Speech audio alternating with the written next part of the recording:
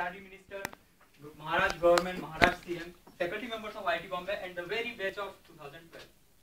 As the convocation ceremony got over, all of our friends gathered to take these artificial photographs, and that was probably the one and only time when I looked like a scholar or some intelligent person all 4 years of college. As the convocation ceremony got over, all of us decided to get drunk at our friend's place, and at 11 in night, in an auto, along with 2 other friends, I started from my campus to reach my friend's apartment. It was 12 in night, I reached his place, and as I started climbing upstairs with my friends, suddenly a beautiful thought came to my mind. And that was the fact that one of my bag is missing. I started running downstairs, went to the security person, he was nicely sleeping, he didn't give even a single thought of whatever story I was throwing on his face, and that I got really panicked, I was totally worried and all. Then I thought, what was so important about that bag? And the answer to this question actually enlightened me about the upper limit of idiocy of my can ever reach. So what was there? As I started counting, I realized that it has the very degree I just received 3 hours ago. Not only that, my passport, 3 debit cards, 2 credit cards, a PAN card, a driving license, few other important documents, and some of the insignificant stuff like an umbrella, 2 t-shirt, a novel, a deo. Well, I bet you, even girls can't keep that much stuff in one single bag. But I did. And in my defense, I'm weird, I keep all important stuff in one single bag. So, there I was on my convocation day, standing downstairs, not drunk, all sober, with all my friends getting drunk upstairs, and with no stuff in hand, no money in my pocket, no identity proof either. Next day morning, I happened to face 3 most important persons in my life. My mom, my dad, and my dear manager. I called him, informed him, and the 2 interesting replies I got from everyone were, first, hey, congrats for your convocation day. And next one, oh my god. The 3 magical words. And then, interestingly, I happened to know that there was a CCTV camera at IIT main gate and we can actually get the auto numbers.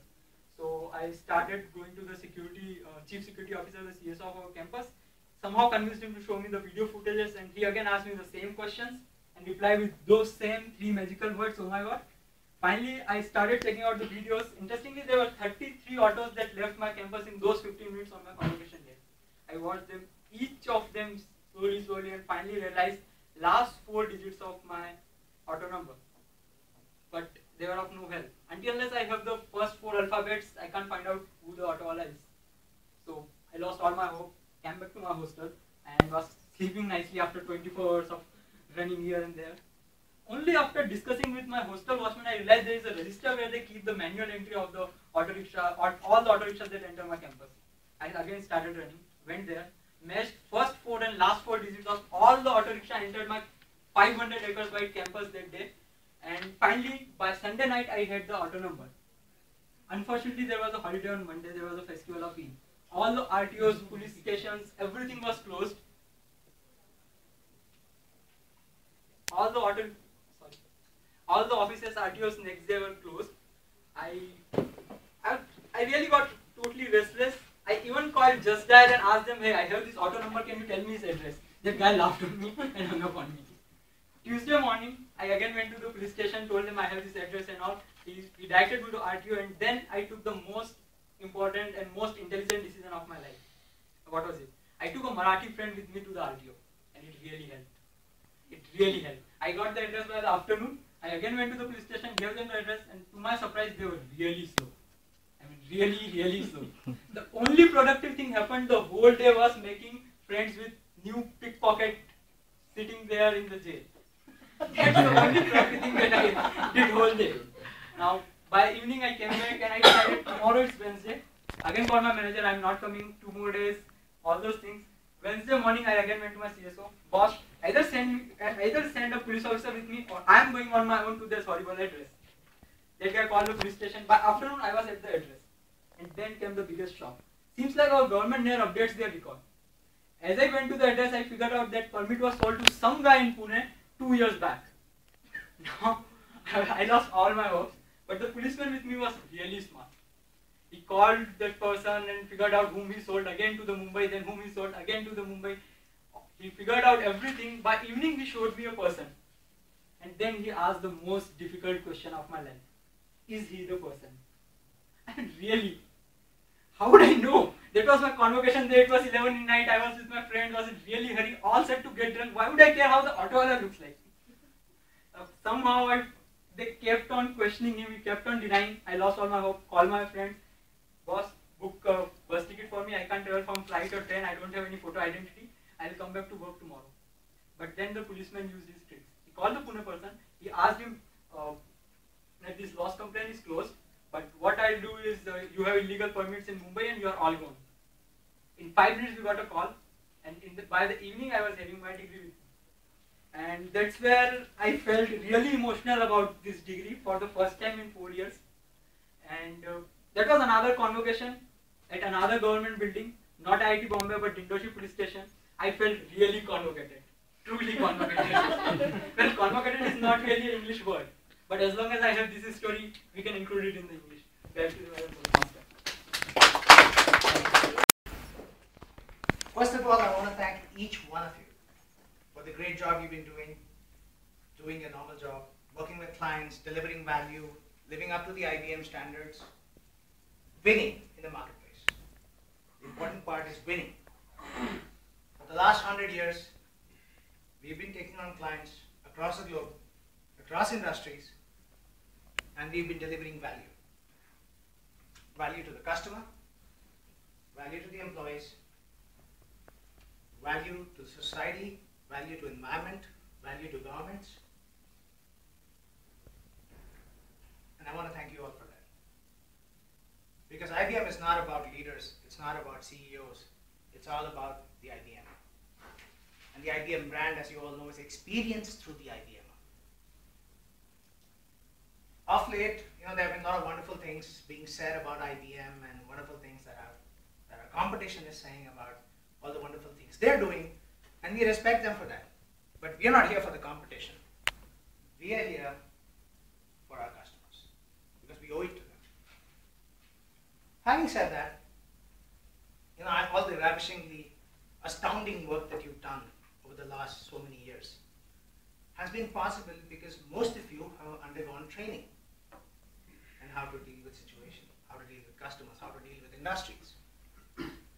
And of late, the biggest question in front of our customers is how do they experience the customer's brand. For example, how does a retail shopper experience Walmart? Or how does a telecom user in India experience Bharti? And that's the biggest question that is confronted by our customers. My question to you, and the context of this briefing, is how does our customer experience the IBM brand? It's through the IBM. And when their end customers are asking for a customer experience, our customers are also right in demanding a better customer experience from us. So what we have decided is that we're going to change the way we dole out customer experience. And we're going to do that with a slightly, and I hope all of you are taking notes because I'll be really upset if you don't have questions for me at the end of this. And we're going to do this with the help of some of the sectors that are masters at dealing out customer experience. Number one sector that comes to my mind is hospitality. The hotel industry has been living customer experience day in and day out. You go to a hotel and they roll out the red carpet for you. This is how we're going to change the game.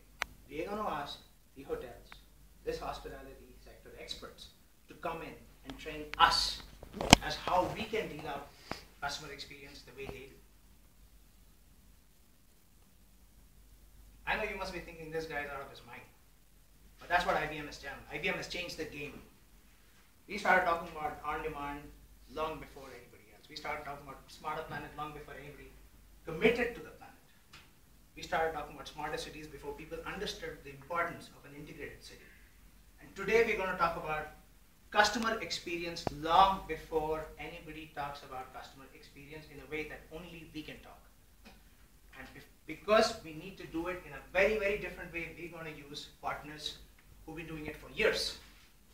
It's not today that the hospitality industry is doing it. They've been doing it for centuries. Hotels, inns, in the old Indian days, there used to be sarais, there used to be experts at treating customers. The other part is most of us will undergo training set up by these customer experience channels run by these hospitality experts. We're going to talk to them. We're going to talk to some retail chains as to how they define customer experience and how they deal with customer experience, the new channels, the new methodologies. And we're going to change the game once again. I know all of you have been doing a great job. It's no reflection of what you've done so far. But the question is not what we've done. That's history. The question is, what are we going to do in the future? And for that, we need something else. We need a weapon. We need something different. We need a different approach. And for that, we're going to change the program. So I know it's going to be an interesting experience. You know, who doesn't want to go to a hotel and talk about customer experience? Who hasn't been to a hotel here? I'm assuming all of you have been to a hotel. And those who have not, I think you should check in today. Just after this briefing, please walk out, check into the nearby hotel, and see what is customer experience. And then come back and clear your mind, empty what you know, get new stuff in. Beauty, brains, and success are good. But what makes the difference is panache, is flamboyance. And that's what the customer expects, and that's what we're going to give to them. So with that, I'd like to conclude my briefing, and I'm open to any questions that you might have, which I'm sure you have, but we'll take like 2 or 3 of them. Over to you. So let me start. That was a wonderful analogy, and definitely we all have experienced that experience from a hospitality industry, how thoughtful they are when receiving a customer in a very sunny place, coming up readily with their wet cloths, freshened with lemon flavor and things like that. So those are definitely Right. going to bring a lot of difference to our thing. But Right. IBM is a B2B Right. enterprise. So how can we accommodate some of that B2C kind of experience in our scenarios? Brilliant. Brilliant question. It's a great question. Do I expect all of you to take a wet cloth and take a drink and go and meet the customer? No. The answer is no. I mean, we'll be, I don't know, flouting how many IBM norms, including Citiba, if we do that. But the point is, just think about the example. What did that example talk about? It talked about proactivity. The customer service executive or the waiter or whoever you're referring to was proactive in understanding the customer is coming out from the sun on a sunny day. He needs a wet towel, he needs a drink. Right? That's what we need to do. We need to be proactive. We can't wait for the customer to tell us, hey, listen, I have this project. It requires 50 people. Those days are long gone. Those days are over. We need to tell the customer, hey, you need us to do this, and we'll do it with 15 people. That's what they're looking for. That's what they expect from IBM. So, great question. So, you mentioned, you gave a great overview in client experience, but I think something that IBM has lacked, and something that I expressed very recently, is that we've got so many of these cross-brand offerings, and often there is a tendency to have overlaps, and then one doesn't really know in terms of who's the client-facing person and where is it there are opportunities to upsell or cross-sell. Right. So, what do you make of this, and what do you think we'll be able to take away from the hotel example, say, that you just cited? Right. I agree. I mean, that's a common challenge. We are 4 lakh odd people, 400,000 odd people all across the globe. Each one is a leader. Each one represents a certain brand. Brands have different priorities, as you all know. But the key is, I expect what we are going to do from this example is we're going to create client value teams. And it's not that there's a fixed leader for each client pursuit. The leader is going to change depending on where the value is and who has more time to commit to this. And I see the client value leader as somebody like a coach. He sends in the right players, he shuffles the orders, he puts in who is required and pulls out who's not required. And that's the role we should play because we are all part of one team. And what I've seen of clients, they don't see brands. They see one IBM. They don't know about all the brands. And they don't even care, quite honestly, and they should not. Because that's internal. For them, there's only one company. But it's not going to be easy. It's going to be difficult. I know I'm almost out of time, so it was great talking to all of you. Lovely having you here. Please keep doing the great job you do, and I will talk to you very, very soon.